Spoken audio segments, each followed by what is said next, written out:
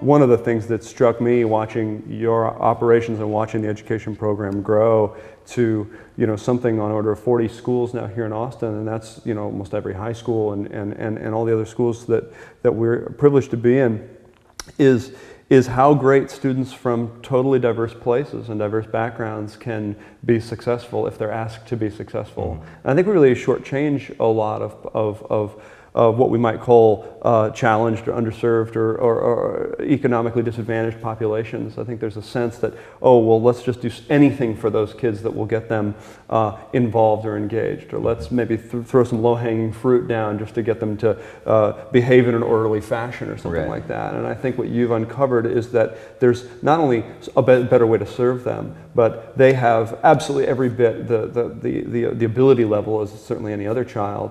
And in fact, they do engage, they light up, as you say, they get really excited when they're asked to be excellent. Right. There's a better way to treat these students. I mean, to me, it's a fundamental human thing. So many teachers, and the model is to stand in front. You are the keeper of all knowledge, and you disseminate this knowledge to the students. And that's really not at all how I feel that relationship should be. It is a communication based on the expectation that my students can be as good as any other person. That I'm going to expect a tremendous amount of work and thought from you, and in return you get treated as an adult with respect. And that's really something that a lot of young people respond to, I think. And just to these labels like at-risk and Title I schools and things like that, they don't really mean a lot to me because through the years, I've thought about the differences at this school and that school with this student and that student. And realistically, with guitar, there is no difference with any student that we teach. Everyone is equally capable, and I think acknowledging that and treating your students with respect is such a huge part of success in the classroom. Fantastic.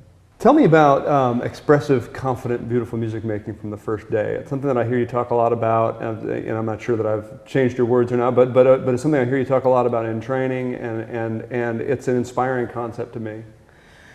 Yeah, well, expressive, beautiful music making is the fundamental thing that we do as musicians. It's what we want to do, right? It's why you want to pick up the guitar. You want to play. It's really the only thing we do. Yet, in so many classrooms, and I was guilty of this when I started teaching, we do everything but the expressive, beautiful music making up until there's this invisible point that we have to reach, and then the beautiful music making starts. So you're talking about scales and exercises, and play this eighth note, now play it, play this quarter note, and let's do 10 eighth notes and 10 quarter notes, and move this finger. Let's learn the staff, let's learn face, let's learn Every Good Boy Does Fine, let's play exercises ad nauseum for, months, and then you can play something beautiful. Right.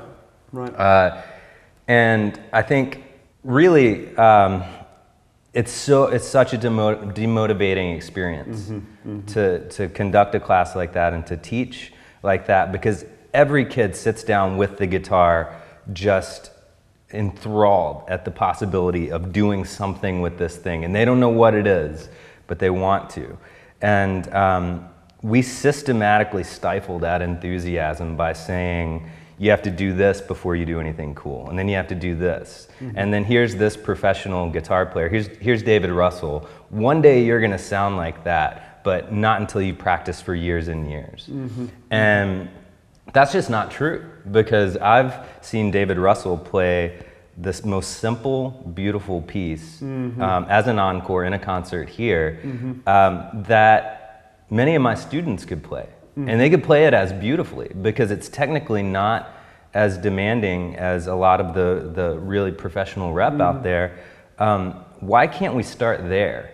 Why can't we start with the simplest thing and really boil down what it means to be a musician, just to play beautifully? Why can't we give a student that from day one, with one note, with with the tools that they have, we can show them what it means to be an artist. Well, and I've watched you take that one note or two different, open strings on, two different strings and ask a class to play this note and play that note, now play it soft, now play it loud, now let's all together, let's refine a crescendo. Mm-hmm. And it's amazing how quickly that just brings everybody together into this kind of cohesive sense of creating something beautiful, something that's been refined and in the context of a piece. Right.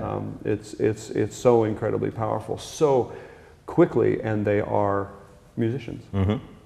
And it speaks to that expectation that most of the students that are beginners never thought they would be able to think about these things from the beginning. Mm-hmm. They never thought, I'm actually doing what a musician does, and it's the second day of class. And I mean, imagine how, I try and think back to what it was like to pick up the instrument for the first time. I did not have the experience that most of my students have with this concept of making beautiful music from the very first day. Right. And I think of how inspiring and motivating that would have been, and really changed everything about how I approach the guitar from then on. Yes. I've come to a place now where I absolutely love and cherish making expressive music. But there was a time when it was really painstaking, mm-hmm. Especially in the beginning, because things were so hard and I felt like I wasn't a musician yet. Someday mm-hmm. I would be a musician, mm-hmm. but I'm not yet because I'm playing these studies and yep. I'm doing this and that. You can see the inspiration and the motivation when you treat a kid like a musician from day one. Fantastic. Thank you, Travis. Thank you.